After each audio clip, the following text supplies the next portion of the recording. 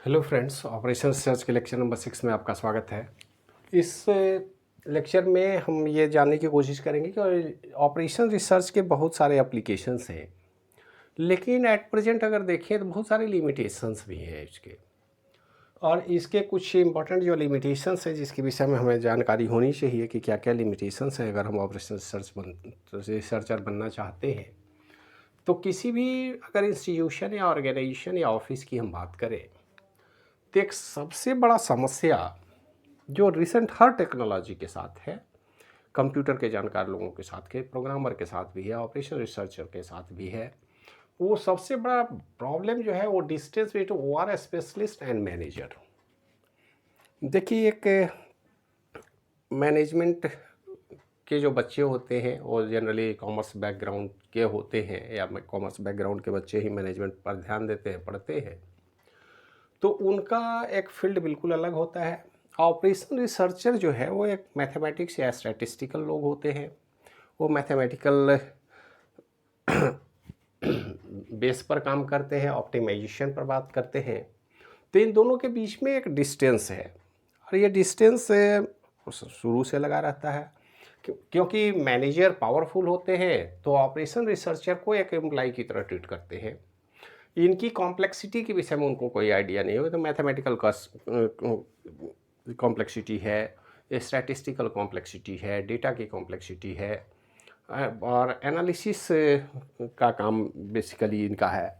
तो इन दोनों के बीच जो डिस्टेंस है वो ऑपरेशन रिसर्चर को थोड़ी मुश्किल में डालता है, थोड़ा परेशानी में डालता है, और उतना सपोर्ट मैनेजमेंट से नहीं मिल पाता है ऑपरेशन रिसर्चर को।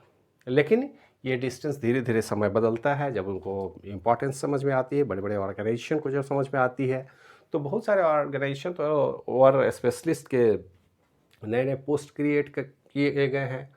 लेकिन गवर्नमेंट के लेवल पर अगर हम बात करें तो वहाँ पर अभी थोड़ी मुश्किल है, ऑपरेशन रिसर्चर का कोई डायरेक्ट पोस्ट नहीं होता है, इसलिए उनको अलग अलग लेवल पर थोड़ी परेशानी का सामना करना पड़ता है। तो ये एक डिस्टेंस बड़ा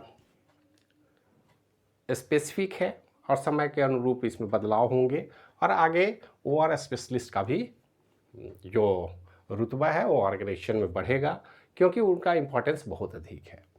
दूसरी बात, मैग्नीट्यूड ऑफ कैलकुलेशंस। देखिए, ऑपरेशन रिसर्च में कोई भी प्रॉब्लम का सॉल्यूशन आप ढूंढते हैं तो इसमें बड़ा कॉम्प्लेक्सिटी है, और इसमें कैलकुलेशन बहुत सारे करने पड़ते हैं, टेस्टिंग बहुत सारे करने पड़ते हैं, डेटा की एनालिसिस करनी पड़ती है, तो ये टाइम कंज्यूमिंग जॉब है।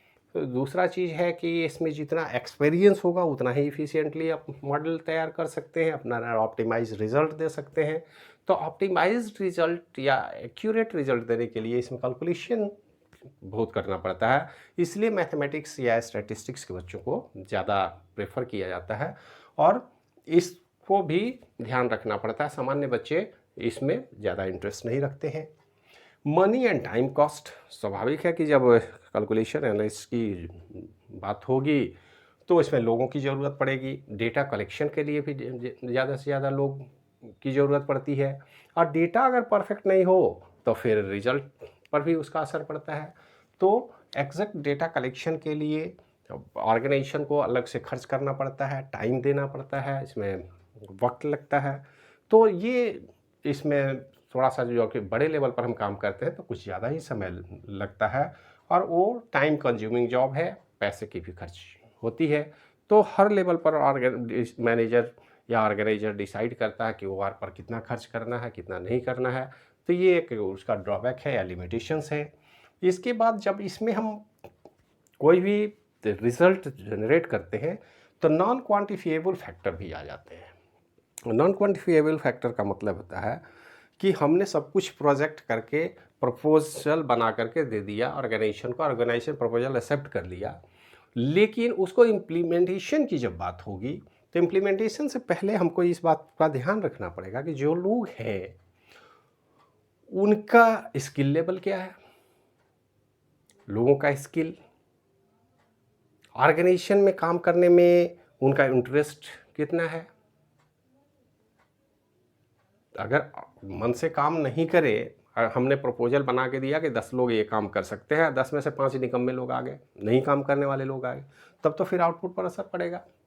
तो वो हो सकता है वो ORS स्पेशलिस्ट पर लगा दे कि आपने तो बताया था कि 10 लोगों से काम हो जाएगा। तो इसमें कुछ ऐसे ईगोइस्ट अगर ये हो जाए साइकोलॉजिकल फैक्टर है, तो और ये इस तरह के नॉन क्वांटिफिएबल जो फैक्टर हैं वो भी असर डालते हैं हमारे फाइनल प्रोजेक्ट के एग्जीक्यूशन में या डेवलपमेंट में। तो इसको भी ध्यान रखने की ज़रूरत है। जितने स्किल लेवल की ज़रूरत है, जितने स्किल की ज़रूरत है उस स्किल के लोग ही नहीं हैं, तो फिर काम सफ़र करता है, डिले होती है। और इसके बाद फाइनली होता है इम्प्लीमेंटेशन भी, क्योंकि इम्प्लीमेंटेशन जो भी हमने प्रपोजल दिया है, एक ओवर तो प्रपोज कर सकता है, प्रपोजल दे सकता है, वो बता सकता है कि ऑप्टिमल रिजल्ट कैसे आएगा, आपका जो ऑब्जेक्टिव है गोल का वो कैसे अचीव होगा। लेकिन उसके इम्प्लीमेंटेशन के लिए अगर ईमानदारीपूर्वक काम नहीं किया गया तो फिर प्रोजेक्ट फेल हो जाता है। और प्रोजेक्ट फेल हो जाता है तो कोई भी ऑर्गेनाइजेशन जो है वो अपने इम्प्लीमेंटेशन को दोष नहीं दे करके ORS स्पेशलिस्ट पर दोष मर दिया जाएगा कि उन्होंने ठीक से प्रपोजल नहीं बनाया था, प्रॉपर नहीं था, इसलिए हमारा इम्प्लीमेंट नहीं हो पाया और प्रोजेक्ट फेल हो गया। तो प्रोजेक्ट के फेलियर के कुछ जो कारण हैं वो इम्पॉर्टेंट है, यही OR का एक लिमिटेशन है। तो ऐसा नहीं है, इसमें खूबी बहुत है, लेकिन जब भी आप काम करें 3 सारे फैक्टर पर भी ध्यान रखेंगे, जिसमें ORS स्पेशलिस्ट या मैनेजर के रिलेशन की बात है, कैलकुलेशंस बहुत करने होते हैं, मनी एंड टाइम कॉस्ट इसमें है, नॉन क्वांटिफिएबल फैक्टर को भी आप ध्यान में रखेंगे, और इम्प्लीमेंटेशन प्रॉपर हो, ये बड़ा इंपॉर्टेंट है। तो इन सारी लिमिटेशन के साथ ही ऑपरेशन रिसर्च चलता है। ऑपरेशन रिसर्च में जब भी आप काम करेंगे 3 सारे फैक्टर को ध्यान में रखना होगा। ये तो बात हो गई उसके एप्लीकेशन की, लिमिटेशन की, और OR के विषय में, डेफिनेशन के विषय में हम लोगों ने डिस्कस किया, डिफरेंट टूल्स के विषय में बताया। लेकिन अब टूल्स के यूटिलाइजेशन की बात होगी। अब नेक्स्ट लेक्चर से हम लोग एक एक टूल पर कुछ प्रॉब्लम लेंगे, कुछ नेचुरल प्रॉब्लम लेंगे, उसके सॉल्यूशन ढूंढने की कोशिश करेंगे, और हम ये देखने की कोशिश करेंगे कि इसी प्रॉब्लम को कैसे हम इम्प्लीमेंट करते हैं, कैसे हम सॉल्यूशन तक पहुंचते हैं, और किस तरह के प्रॉब्लम का सॉल्यूशन किस टूल्स या टेक्निक के द्वारा किया जाएगा। तो नेक्स्ट लेक्चर में हम OR के जो बेसिक टूल्स हैं, सबसे पहले हम लीनियर प्रोग्रामिंग प्रॉब्लम पर डिस्कशन करेंगे। तो नेक्स्ट लेक्चर में हम लीनियर प्रोग्रामिंग पर डिस्कशन करेंगे और देखेंगे कि उस तरह के प्रॉब्लम का सॉल्यूशन कैसे निकालते हैं, और आगे हम उसको धीरे धीरे बढ़ते जाएंगे। इस वीडियो में इतना ही। देखने के लिए धन्यवाद।